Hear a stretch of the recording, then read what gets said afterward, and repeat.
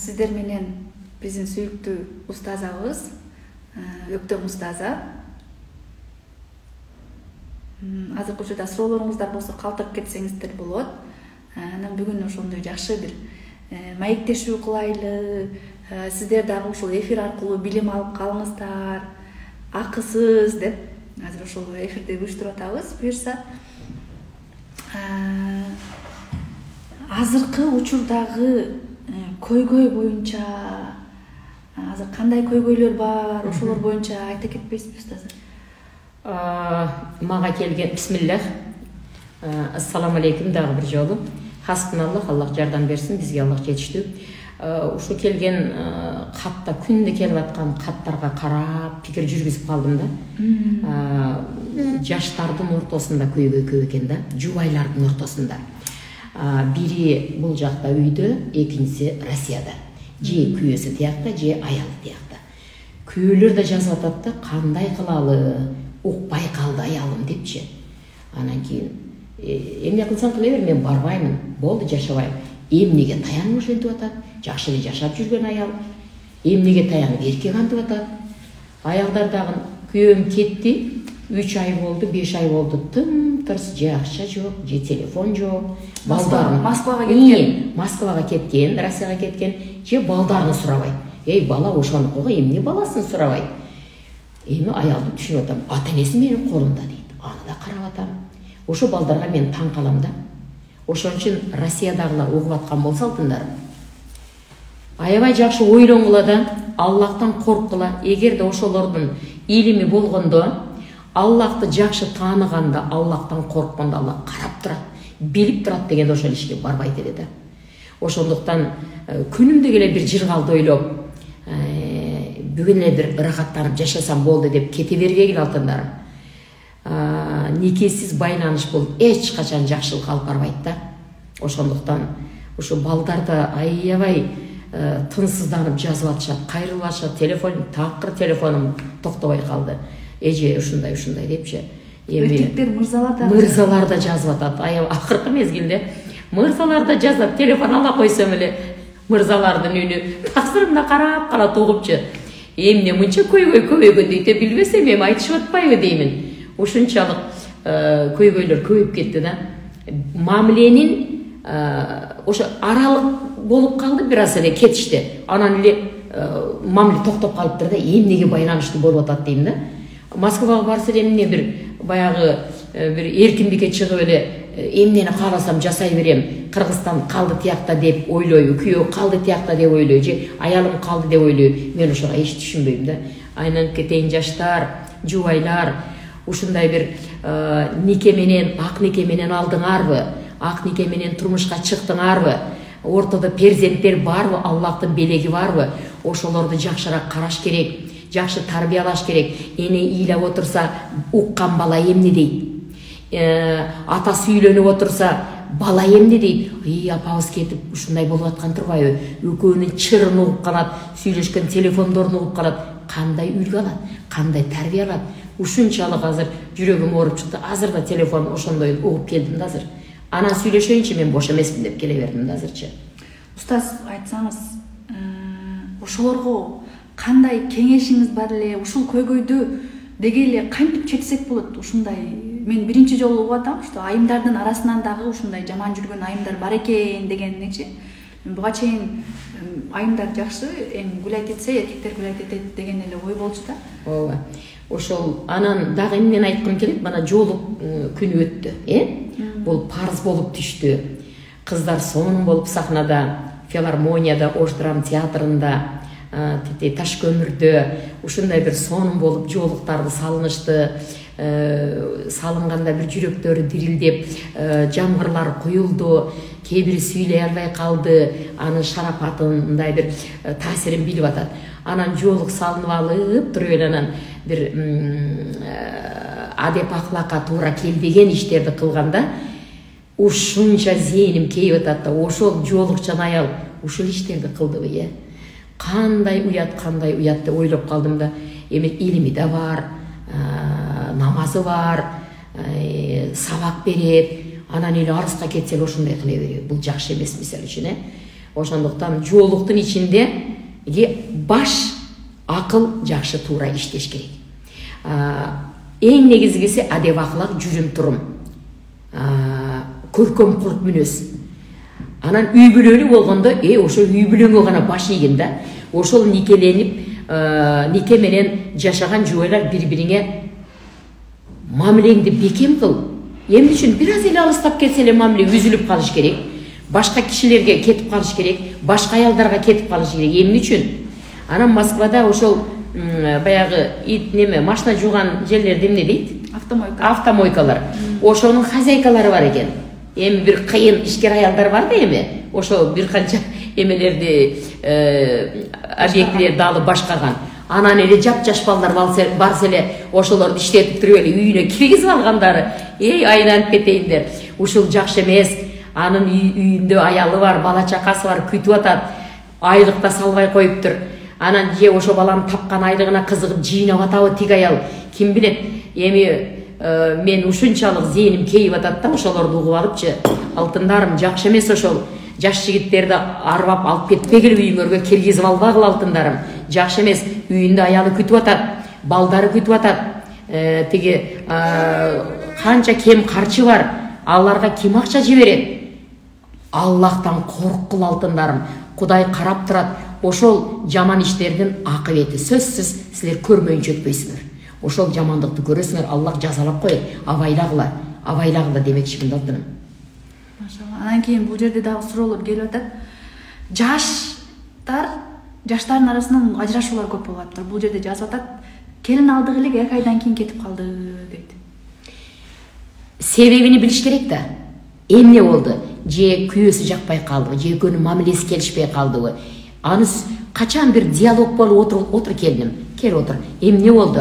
Эгер кандайдыр бир үтүрөйүп, түрү бузулуп сүйлөбөй калса, сөзсүз кайнене, дилгир, зирек кайнене, тажрыйбалуу кайнене, палан жашка барып калган кайнене отуруп байкайт да. Келиним отура кой алтыным. Эмне болуп атат деп сураса болобу? Шариятта шарым жок, уят жок. Ла хайя фиддин деген. Уялбастан сураш керек. Эмне болуп атат? Эмне мамилеңер келишпей атабы? Эмне болду? Балам карабай атабы? Эмне болду деп сураш керек ошонучу. Анан жөн эле кетип калды. Кайдыгерлик да бул. Эмне үчүн кетип калат? Кандай сарп кылып келин алды? Ошондуктан сөзсүз кайнелер сураш керек. Байкалат да мамиле, жакшы мамиле да байкалат, жаман мамиле да байкалат. Жаман болсо отургузуп алып сураш керек.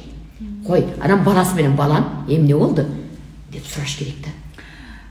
Анан кийин сиз өткөндө туура айттыңыз, азыркы учурда жаштарда илим жок болуп атат да. Ошон үчүн дагы ажырашуулар көп болуп атат деп атасыз. Ошол сабакты дагы устаза өзүнүн лекциясына койгон, турмушка чыга турган кыздарды турмушка даярдоо, жашоого даярдоо, жашоодо ачуу болот, таттуу болот, эмне кылыш керек, кандай кылыш керек, жолдошко кандай мамиле кылыш керек, кайын журтка кандай мамиле кылыш керек дегендер боюнча устазанын 1 сааттык лекциясы болот. Ошондуктан бул жердеги көрүп аткан айымдарга айтарым, жаш кыздарга айтарым, устазадан илим билим алып калайлы. Ошондуктан эгер турмушка ар бир айым, ар бир кыз турмушка чыкканда жакшы жашап кетейин деп туруп турмушка чыгат, Анан кийин эле ажырашуулар болуп калат, же болбосо бир нерселер болуп калат. Анан бир тараптуу болбойт эч качан ажырашуу. Эки тарап кол чапканда эки тараптан жуук чыгат дегендей эле. Ошондо сиздер айымдар акылдуу болуп калганда, устаза ар дайым айтып кетет, бүт нерсе айымдардан зависит этет деп турупчу. Ошондуктан бул жердеги апалар, кыздарыңыздар болсо, устазанын лекциясында эртең башталат. Буюрса, устазанын лекциясына катыштырыңыздар. Эгер сиздер дагы билимимди турмуштамын, бирок билимимди дагы өркүндөтүп алайын, андан сырткары дагы ушул жаатта билим алып алайын, мамиле боюнча десеңиздер, айымдарда катышсаңыздар болот. Айымдарга дагы мыкты ата-эне болуу деген темада экинчи лекция болот. Ошондуктан кыздарыңыздарды албетте окутуңуздар, жаш кыздар албетте окуңуздар. Эгер сиздер жашооңуздарда кыйынчылык көрбөй, жакшы бактылуу жашап калайын, семьямды сохранить этип калайын десеңиздер. Эртең иншалла ошол турмушка чыга турган кыздарга кеп кеңешим бар. Турмушка чыккандан кийин биринчи кадамы эртеси эмнеден башталат. Мына ошолор кандай болгондо жуурушуп жакшы жашап кетет, кандай болгондо жарака кетет. Эмнеликтен? Мына ошолорду эртең айтайын. Анткени мен жолугушууга барган жерлерде кыздар көп болуп атат.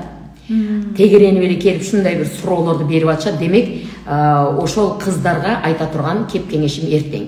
Анын эртеси ошол мыкты, аябай идеалдуу эмнелер кеп көңүл бурганда 28 пунктты жазып койдум, ошону айтамын. Ар бирини 28 пункт прям конкретно, да? Ошондо ошолорду аткарганда мыкты идеалдуу ата эне болот да. Кандай болгондо баягы мамиле начар болду, начар эне кайдан чыкты, эмне болду, ошолорду экинчи күндөгү лекцияда айтайын деп атам. Ташкөмүргө бир күнү барганыбызда, кайсы күн болуп калды? Базар күнү бардыкпы? 6-сында бардык окшойт. Ошондо аябай көп аялдар катышты, Аллах ыраазы болсун, ташкөмүрлүктөр көрүп аткан болсо, келин кайненелерди чакырсам бир 40 чыкты да. Кана кайнене келин катар туруп десем, кармашып туруп момунтип элечи. Бул менин келиним, бул менин энем деп, абдан жакшы. Энелер келиндерин карап, "Эй, жаным, асалым" деп кучактап өпкүлө келиндериңерди. Келиндер, "Эне жаным, апа жаным" деп кучактагыла деп анан кийин бири-бирине кучакташтырып аябай. Анан эмнеге жагат бул келин десем, мындай. Мен айтайын, келиним момундай, энем мындай деп айтып атышат да, мага жагымдуу болду да ошол маанайчы. Анан апаларга сыйлыктарды бердик, хадияларды бердик, келиндерге бир керектүү китептерди бердик, суроолорду аягында эки тарап эки ат менен Фатима, Хадича болуп ат коюшту дагы. Аябай жарышып бири-бирине суроо берип, алыстан суроо берип, анан бери келип, анан сахнага бардыгы тизилип, жөн эле талашып суроо беришип, жооп беришип атты да, хадия берип аттык аларгачы. Анан эмеле жаңыдан турмушка чыккандар чыксын десем, 15 күн болду, 1 ай болду, 1 жыл болду, бир канчасы тизилди. Аларга керектүү сөздөрдү айттык, кеңештерди айттык, шыбырапты айттык, жөндү айттык. Аларга да колдоруна китеп бердик. Аябай сонун жолугушуу болду. Ошо азыр эле барып кайненелериңерге мынтип айткыла. "Эне, мен келдим, эне жаным" деп туруп кучактагыла. Энелер барып, "Ие жаным, кел бир ширин чайларыңдан алып келчи, бир чайын ширинде алып келчи" деп чекесинен өп койгула дедим. Бүгүн барып ушуну жасагылачы. Көркөм мүнөздөн өтөрү жок да. Кандай жакшы, туурабы? Бардык ордунан козголуп, сахнага тизилип чыгып алышыптыр да. Аябай жакшы жолугушуу болду да. Ташкөмүрдө. Машалла. Бул жакта Бишкекке качан келесиздер деген суроо бар экен. Бишкекте Бишкектемин. Бишкекте турат устазы. Анан бул жакта толтура лекцияңыз канча сом турат деген, анан кийин кантип катталабыз дегендер бар экен. Эфирдин аягында биз номер калтырабыз, ошол номерге жазып катталсаңыздар болот. 3 күндүк лекция 700 сом болот. Онлайн түрүндө 3 күн өтүлөт. Андан сырткары 4-күн Бишкек шаарында жандуу жолугушуу болот. Жандуу жолугушуу ушул лекцияга катышкандарга эле. Акысыз. Ошондуктан азыркы учурда убакыт бар. 1 күн эле калды. Ошондо бир аябай жакшы баарлашалы деп ниет кылып атам да. Эмне көйгөйлөр бар, эмне суроолор бар, эмнелерди уккуңар келет. Келип ушул жерде баарлашалычы. Буюрса. Так.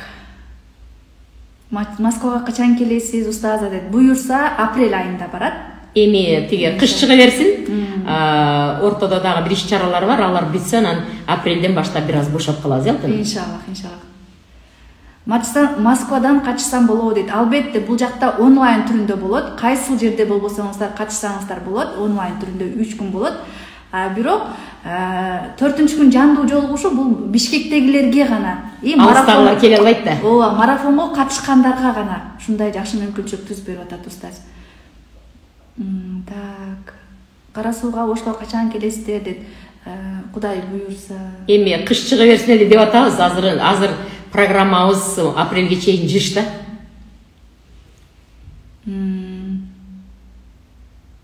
Ат башы таласка да убада бергенбиз, эми кыш чыксын деп айтканмын аларга деле. Тиги Ысык көлдүн караколун айтканбыз. Иншаллах барабыз деп турабыз. Суроолоруңуздар болсо бериңиздер айымдар.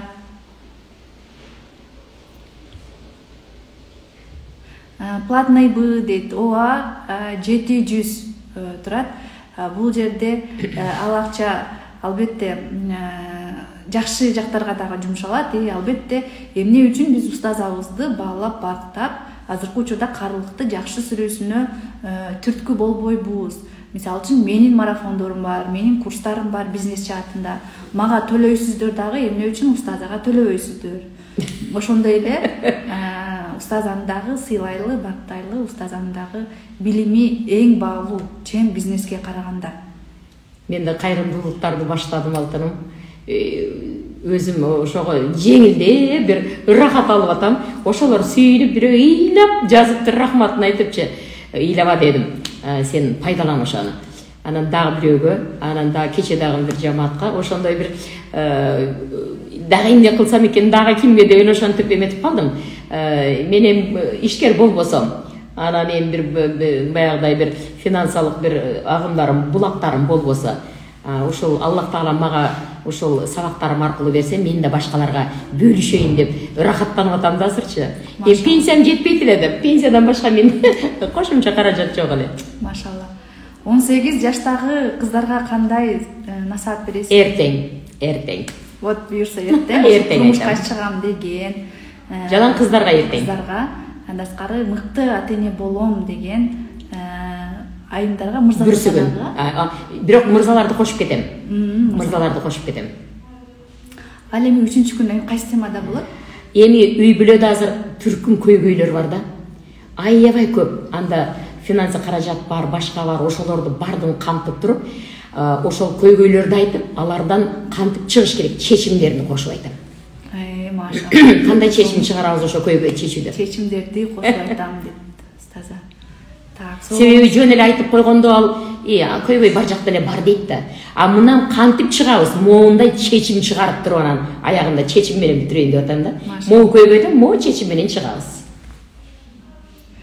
Жесир аялдарды бекер кошуп койгулачы сураныш дейт. Жесир аялдар 5 айымга устаза акысыз кошобуз ар марафонумда, ар лекцияларымда деген болчу. Жазсаңыздар болот, бирок 5 эле айымды ала алат. Анан жесир эместер дагы мен дагы деп жазбаңыздар, уят болот. Аллах көрүп турат да. Аллах көрүп турат, ооба. Мисалы үчүн баягы бир кээде калп айтып эле ооруп атам, бара албайм деп калат го бир жерге чакырганда. Аллах Таалам эмне үчүн тиги калп эле ооруп атам дейсиң, мына эме себептен ооруну жиберет да. Ошон үчүн баягы мен жесирмин деп калп айтса, Аллах Таалам жесиримди кылып коет да. Ошон үчүн абайлаш керек. Бир нерсени айтарда, же болбосо мен майыпмын деп бир бала светофордун алдына келип кычырап келди да, анан бир кезде эле кызыл жанганда машиналар токтоп калса эле майрып тыйрып эле баягы инвалидтин образына кирип эле шоферлорго барып калды да. Деп Аллах Таалам эмне сен ушуну каалап атасың деп бир күн майып кылып коюштан мүмкүн. Эч качан жамандыкты өзүнө каалабаш керек, тилебеш керек, көрсөтпөш керек. Албетте. Сабакты канча күн алабыз? Кеңирээк маалымат бериңиздерчи дейт. Сабак 3 күн болот, лекциясы, устазанын лекциясы 3 күн болот. Биринчи күнү турмушка чыгам деген жаш кыздарга өтүлөт. Экинчи күн болсо мырзаларга жана айымдарга мыкты ата-эне болуу. Ал эми үчүнчүсү болсо устаза 3-күн бүтүндөй жашоодо көйгөйлөр жана анан чыгуучу жолдор, чечимдер. Ал эми 4-күн болсо Бишкек шаарындагы эле катталгандар үчүн гана жандуу жолугушуу болот. Суроо жооп бар, акысыз. Ошондуктан Бишкек шаарындагы айымдарга повезло десем болот. Андан тышкары онлайн түрүндө өтүлөт, 3 күндүк лекция. Кайсыл шаарда, кайсыл жакта болбосоңуздар катышсаңыздар болот. Баасы 700 сом. Сиздер билим аласыздар, андан сырткары соопчулукка дагы себепкер болуп каласыздар. Ошондуктан катталыңыздар. Дагы мен айтайын дегеним, ошол жоопкерчиликти сезип, ушуларга бир жакшыраак айтайын. Ушундай бир жүрөгүндө калсын деп лекцияларымды жазып атам да, момтип карасаңыздар айымдар. Лекцияларымды жазып атам. Мурда мен жөн эле бир китепти карап коюп туруп эле анан кийин эч кагаз карабай айтат элем да. Кырдаалга карап, эмне көйгөй турат элдин ичинде, ошого карап эле мисалдар менен айтып коет элем да. Анан азыр жөн эле жазып, түнү да күнү да тура калып эле жазып, мына баягы 28 пункт болар да. Мына 28 пункт ушуну менен бүтөт. Анан ушундай кылып лекцияларды даярдап жаза баштадым. Себеби менин желкеме дагы жоопкерчилик илинип калды да. кой ушулар акча төлөп атат, ошого татыктуу болоюн, ошого ылайыктуу болоюн, булар бир пайда алсын, жүрөгүнө руханий азык алсын деп атам да. Бул жакта жазып атат, Москвадан качсак болобу, канча сом, каяктан өтүлөт дегендерге баасы 700 сом онлайн өтүлөт. Инстаграмдан Устазанын закрытый баракчасынан өтүлөт. Ошондуктан эфирдин астына мен номерди калтырып коёмун. Ошол номерге жазып, WhatsApp номерине жазып, реквизиттерди алып катталсаңыздар болот. Эртең саат 5-те старт болот. Ошондуктан 5ке чейин катталып үлгүрүп калыңыздар. Бир күн өтүп кетсе дагы катталайын дегендерди албайбыз. Биринчи лекцияда ошондой болгон болчу. Бир күн өтүп кетти го, эфир сакталат. Эфир сакталган болсо көрүп алайын дегендер болсо албайбыз. Ошондуктан эртең 5ке чейин катталып үлгүрүп калыңыздар. Сонун Аллах разы болсун, Аллах разы болсун дейт. Аллах разы болсун. Элге кызмат кылалы. Мен башында Аллахым ушул илимди берсең, мен ким бир суроо менен кайрылса жооп берейинчи, үйрөтүп коюң десе айтайынчы деп Аллахка убада бергенмин да менчи. Ошондуктан теги ким кандай суроо менен кайрылса жооп бергенге аракет кылып атам. Инстаграмды кечигип болсо да карап атам. Убактым болбой калып атат. Тияка бияка барып, анан бир саат бөлүп туруп азыр четинен карайын деп карап атам да, убагымды ача албай калсам капа болбой тургула, бирок ачамын. Бул жерде Москва сааты боюнча 2-де болобу деп жазыптыр. Ооба, албетте 2-де болот. Кыргызстан сааты боюнча 5-те болот, но эфир сакталат, айымдар. Ошо эфир сакталат бир неделя сиздер көрүп алсаңыздар болот. Бир жумада да көрүшө берет, бир жуманын ичинде. Бир жуманын ичинде көрсөңүздөр болот. Сиздей аял затынан болобу биз дагы дейт. Албетте илим алыңыздар, билим алыңыздар, Устазанын жолуну жолдоо ар бирибизге насип этсин. Мен бекеринен айтпаймын. Мен бир сонун фразам бар. Айымдар эки кемпир болгондо эки түрдүү айымдар болот да. Бул биринчиси тупая дура, башында эч нерсеси жок. Абышкасы болсо кемпир болгондо апаң эч нерсени билбейт, апаңдан сурап эле койгунуң деп, балдары дагы апам эчтеке билбейт же болбосо апама айтпай эле койгула, апам эч нерсени билбейт деп айтат. Ал эми экинчи типтегилер Устазадай байбиче. Байбиче болуу Аллахым насип этсин баарыбызга. Байбиче даже абышкасы сыйлап урматтайт, балдары сыйлап урматтайт. Апам менен кеңешели, апамдан уруксат сурайлы, апамдан кеңешин алайлы, апам эмне дейт экен деп турат. Ошондуктан биз кантип ушундай даткайымга жетебиз, кантип Өктөм Устазадай айым болобуз? Албетте билим алышыбыз керек, башыбызга билим алышыбыз керек. Тупая дура дегеним кечиресиздер, бирок каттуу айтамын. Эгер билимиңиздер жок болсо, илимиңиздер жок болсо, сиздер сыйыңыздар жок болуп калат, карыганыңызды. Ошондуктан албетте билим алыш керек. Ушул жерде энелик макам деген бар да. Бир бүгүнкү темам да ушул бар да. Кандай болгондо энелик макамды алганда эмне болот? Албай калса эмне болот? Азыр сенин сөзүң ошого дал келип калды. Ошону мен бир сүгүн ачып айтам. Иншаллах. Вот видите, Өктөм Устазанын эң жогорку деңгээлдеги өтө сонун лекциясы болуп атат. Мен бул жерде дагы Өктөм Устазага